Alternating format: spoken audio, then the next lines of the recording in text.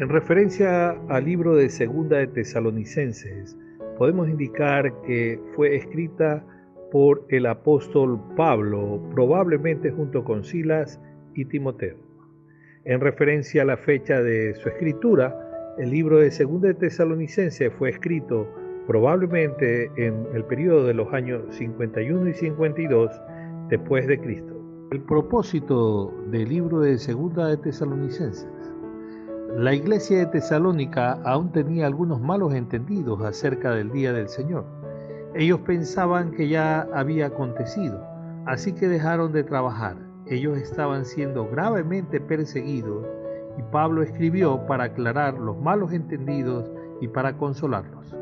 Pablo saluda a la iglesia en Tesalónica y los anima y exhorta.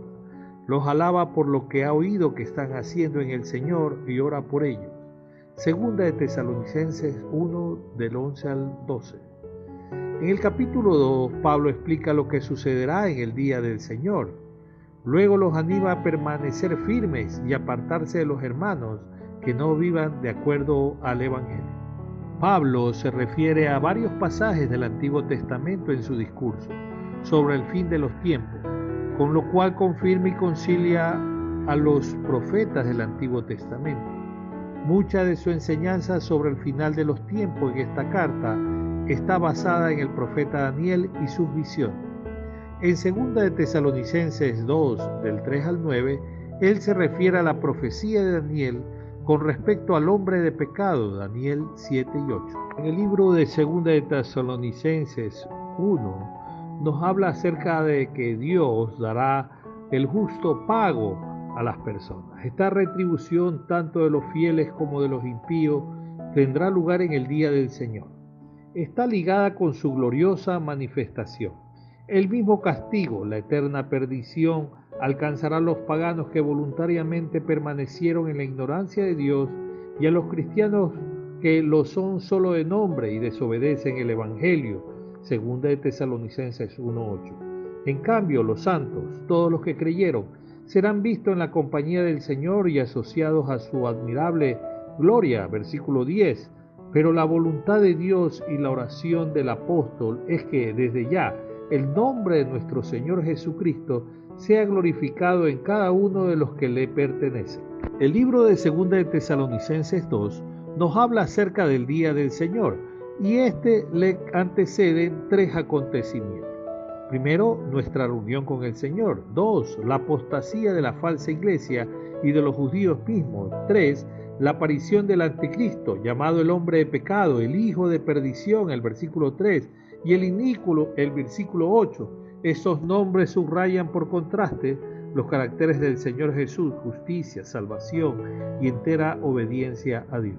En este terrible periodo en poder engañoso, enviado como castigo, oscurecerá la mente de los hombres. No creyeron la verdad, pues entonces creerán la mentira. El misterio de la iniquidad, versículo 7, ya está en acción, agrega el apóstol. Solo hay quien al presente lo detiene, quien opone una barrera al despliegue del mal en el mundo. Cuando él haya dejado la tierra junto con la iglesia, entonces la iniquidad no conocerá freno alguno.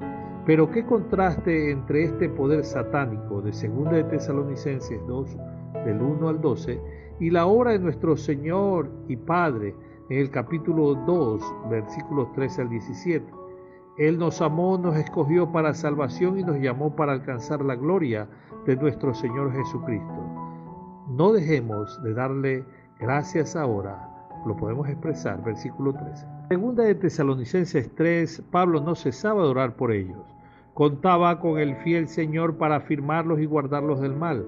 También contaba con la obediencia de ellos y esta abarca el simple cumplimiento de sus cotidianas tareas.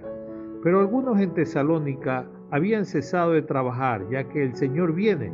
Pensaban ellos, ¿para qué cultivar el campo y ocuparse en los negocios de la vida presente? Y triste consecuencia de ellos se entremetían en lo ajeno. Pablo protestó con vehemencia.